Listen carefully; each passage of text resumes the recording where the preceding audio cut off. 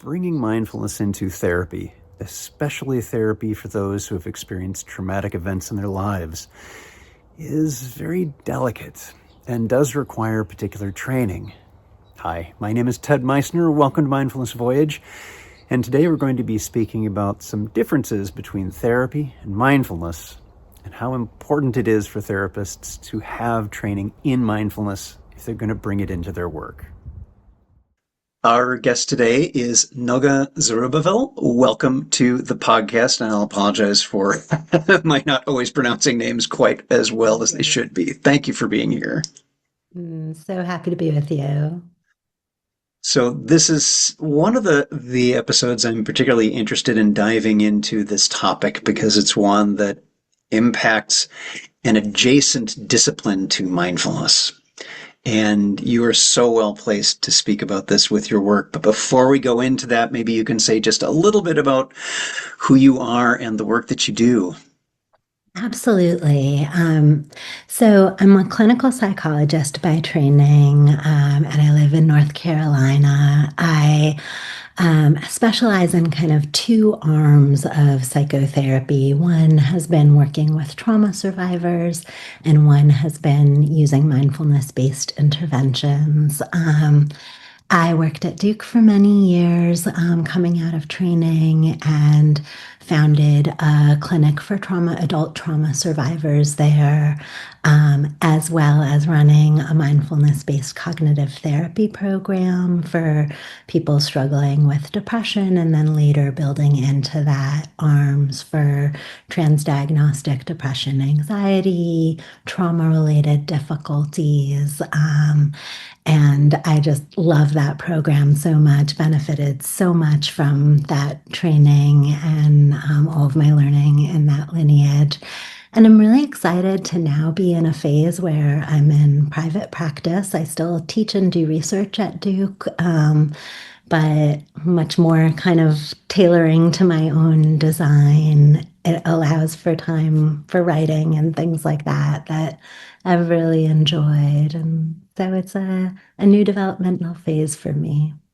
Thank you very much for that, and wondering about what it was that brings about these kind of three different territories that are overlapping in the Venn diagram. There is the psychotherapy, people needing help in some way with some difficulties they're having. Trauma, which is a particular area that needs a bit more attention than perhaps, yeah, I'm running into some sadness that is not trauma-based. So trauma. And then mindfulness as well, and particularly around trauma-sensitive mindfulness. How did these start to come together for you? Yeah, it's a very personal journey for me.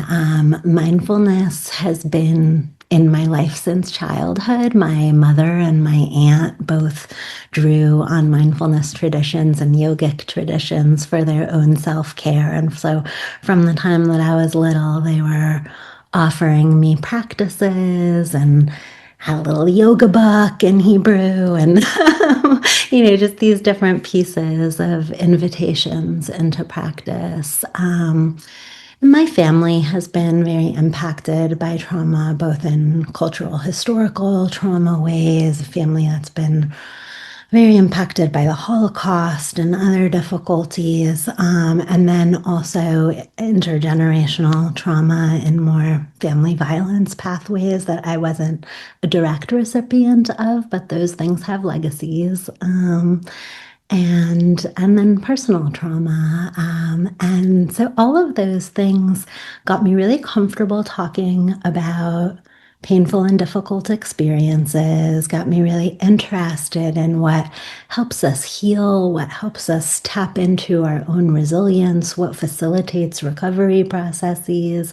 And for me, mindfulness was again and again this place of comfort, resourcing, tenderness, new ways of interacting with things, new ways of seeing things.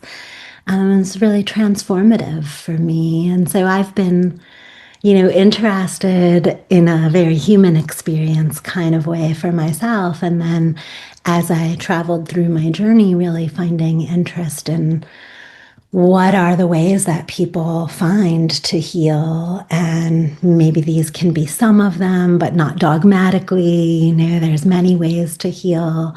But mindfulness is very dear to me as a personal practice. And so, even outside of the world of trauma, I've just felt like this is such an amazing resource to bring to people. Thank you. Maybe we can dive into that a little bit, if it's okay with you, about some of the ways you have found that mindfulness can help with that exploration, understanding, and potentially healing of traumatic experiences that people have suffered. Yeah. Yeah. Well, I think one of the things that's most important about it is pairing the technical skills of mindfulness with the attitudinal qualities of mindfulness. And of course, when that is left out, we no longer have mindfulness, we just have attention. And that's been, I think, a really key element of how does this contribute to mental health? Because the technical skills without the attitudinal skills can bring about more rigidity, things like that, that actually get in the way of our healthiness and flourishing, wellness.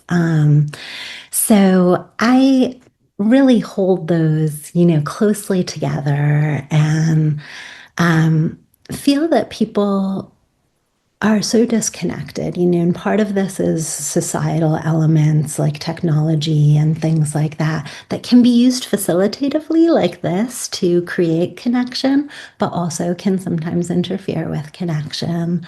And what mindfulness does so beautifully is invite us in, and it invites us in internally and interpersonally in these beautiful ways, and teaches us the types of attitudes that will help us open up more in those spaces rather than closing down or backing off. So I feel it equips us to kind of show up with our best selves. As well as with insights about what gets in the way of that, which we've all got, a bunch of those things. And those attitudinal qualities, again, are helping us to carry that in a way that is not self-berating and self-critical, but rather maybe self-compassionate, self-encouraging. This package just, I think, works so well to help people orient toward health. I'm wondering, within the realm of psychotherapy, if you're encountering that there is a receptivity to mindfulness, and particularly this idea of trauma sent as mindfulness, because the regular I just want to learn how to meditate is different than mindfulness as a way to deal with what may be potentially severely dysregulating for some people. I'm curious about the receptivity to that, and the understanding around, yeah, that there is actually a whole discipline here that requires some training and practice. Yes. So I think, first of all, it's really important to say that people can have pretty developed mindfulness and meditation practices without having a sense of how to apply that to their mental health. So I do see that regularly. People who have gone to retreats, things like that, have had very in-depth practices, but are still navigating how to apply that to a progressive, constructive direction of living healthier. So I think that's facilitated by having a guide who understands mental health. I think people are very receptive in the abstract. So mindfulness has been like a big yes, I feel, in the public domain. Um, but then once you start unpacking it, people have often had these adverse experiences. So this comes both from the clinician and instructor side of people who are delivering and implementing mindfulness-based interventions, and have found that trauma survivors in that programming have at times suffered from, for example, a flashback during meditation, or perhaps not a memory itself, but an emotional flashback of feeling like you're back in a situation that was traumatic, or just being flooded with really intense emotions that are usually avoided and pushed away. But when we sit in silence, that stuff can show up. So, both from the client side of having had experiences like that were alarming or scary, or maybe even produced more symptoms in response to the event, and then also from instructors and clinicians who are trying to learn to better tailor to those needs, I became really interested in this space of specialized tools for helping people who experience overwhelm to meditate as safely as possible. And I just want to give a shout out to David Trelevin, who has just been such a pioneer in this space and really brought in a lot of elements of bodywork psychotherapy to help mindfulness instructors do this more safely, and has been an inspiration to me. And I'm curious from this is what are some of the challenges that you may sometimes encounter around ensuring that that kind of way of incorporating mindfulness into a psychotherapy practice may not always get the attention that it needs, may not always get the practice that it needs. Well, what are some things you may be running into that are make you raise an eyebrow, maybe itch a little bit? Yeah. Yeah, I think probably the spot that troubles me the most is people instructing things that they don't personally practice. I just think that we are in such deficit as instructors when we are outside of our practice, and our ability to guide and support people is so constrained by that. Sometimes instructors will say things in their instructions that painfully point that out.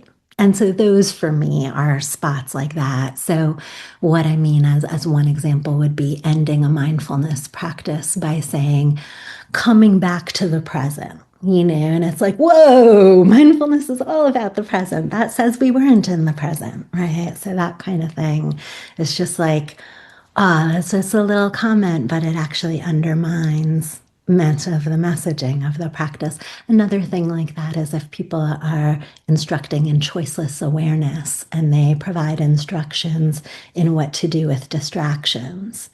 And choiceless awareness as a practice, if you're familiar with it, it's just following your thoughts. So there's no such thing as a distraction in that practice. That is an instruction that makes a lot of sense in a concentration practice where there's focal awareness on an object of attention, and then you might have a distraction. But if you just have open awareness, then that instruction shows actually a fundamental misunderstanding of the practice. And it's not just showing a misunderstanding, that can have real world impacts on the people that they're guiding and their understanding of which itself can be counter to being a bit more gentle with yourself and being appropriately aware rather than hypercritical. These are some of the potential outcomes of that fundamental misunderstanding on the part of the person doing the guidance. Yes. Yeah. And then kind of in a very different vein, I would say like some sadness and self-forgiveness about rigidities earlier in my training. I think like right after I got trained and started the MBCT program at Duke, I just wanted to do everything with fidelity. It was like that was, it's like I care about that. I'm gonna do it like you're supposed to. And I think that got in the way of responsiveness. And one of the things that's really important about trauma-informed care is responsiveness. And there were rigidities held within the mindfulness perspective that I bought into. So, like, as an example, the typical beginning of anchoring with the breath at the start of almost every mindfulness practice. And then as I learned that any somatosensory element can be an anchor, that soles of the feet or hands may actually be more helpful internal anchors for some people than the breath. And so I had thought I was giving a lot of empowerment and choice, which is such an important trauma-informed principle, by saying you could follow the breath at the belly, the chest, or the nostrils. And that felt like, oh, that's a lot of choice.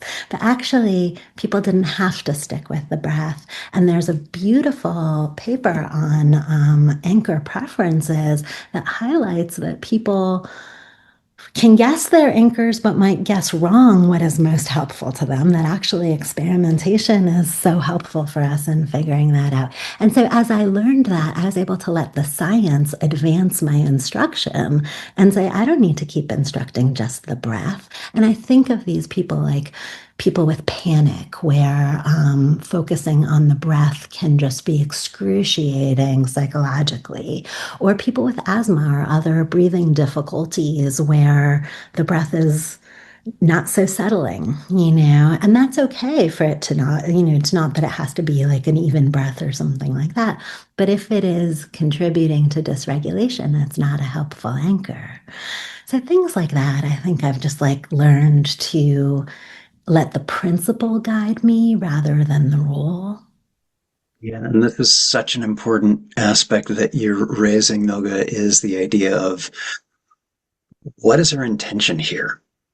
Is our intention to get people familiar with the breath, or is it to help people exercise their capacity to bring attention to a space of their choice, whatever that may be, that is supportive and regulating to them? And when attention wanders off, to be able to bring it back.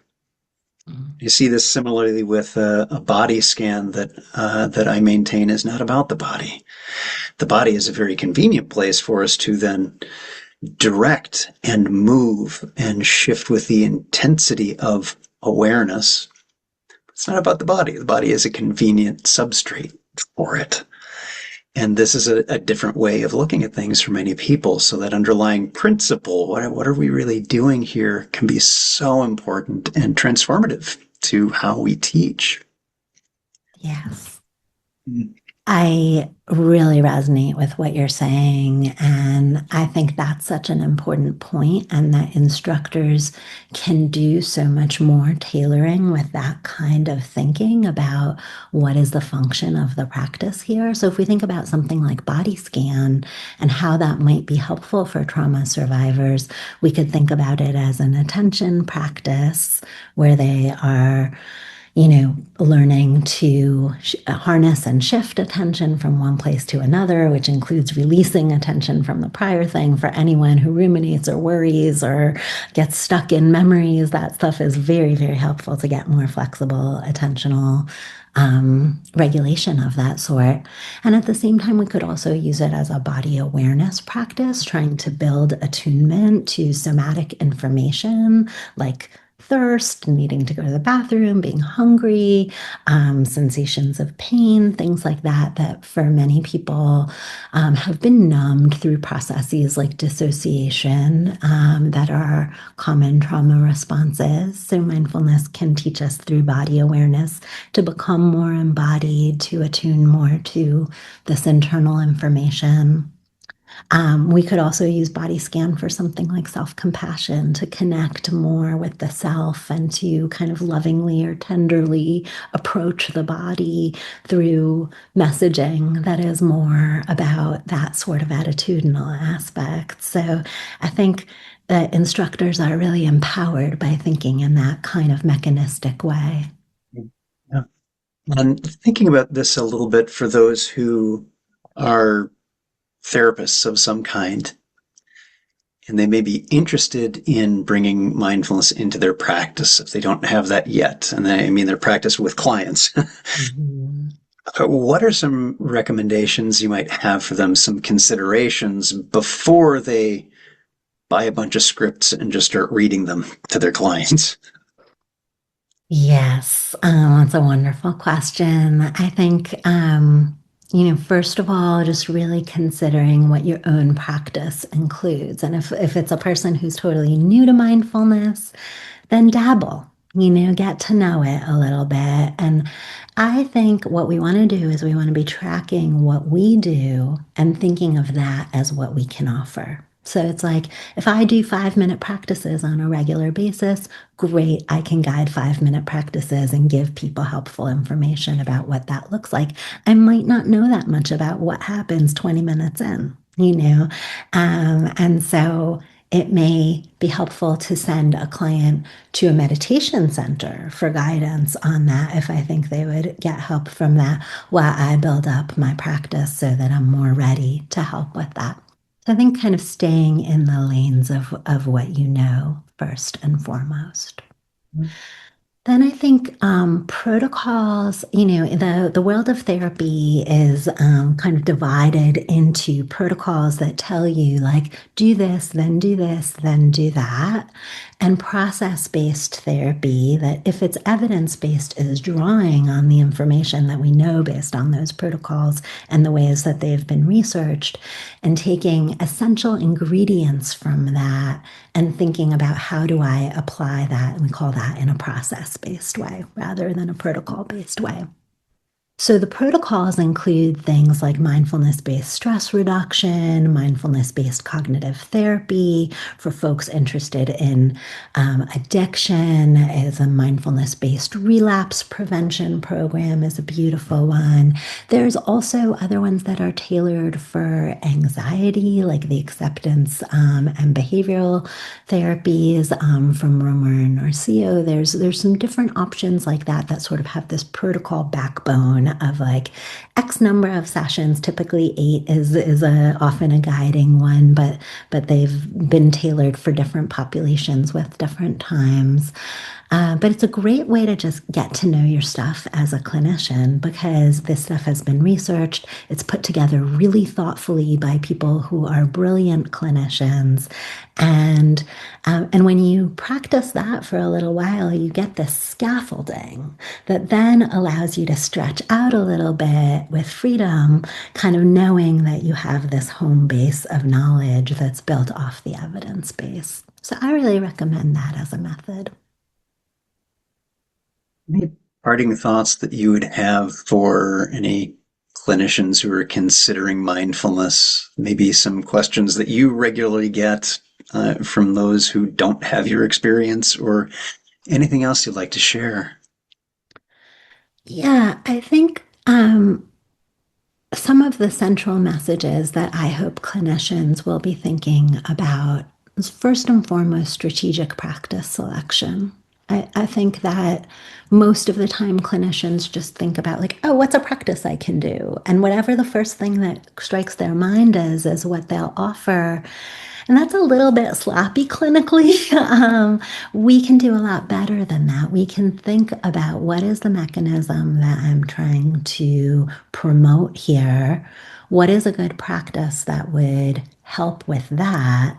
And then, in a really tailored way. So if someone's working on compassion, maybe a loving kindness practice specifically to promote that, that kind of thing. So I think we can get much better as a field in that way. The other thing specifically for trauma survivors is psychological safety. I think, these problems of flashbacks, overwhelm, panic attacks, things like that trauma survivors, or just, really intense distress, which I shouldn't say just, that can be very, very upsetting. But there are to the extent of adverse reactions in mindfulness, but also even if someone doesn't label it like that, but it's extremely distressing for them, we can be thinking about what we would do to promote people's ability to cope with that.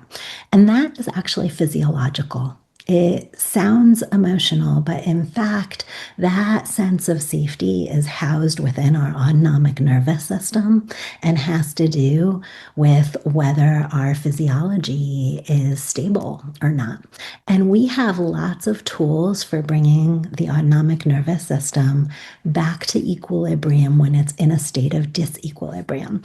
The thing about the autonomic nervous system is it happens without our oversight, right? It's all the stuff that's happening in the background without conscious oversight. However, we can have conscious oversight.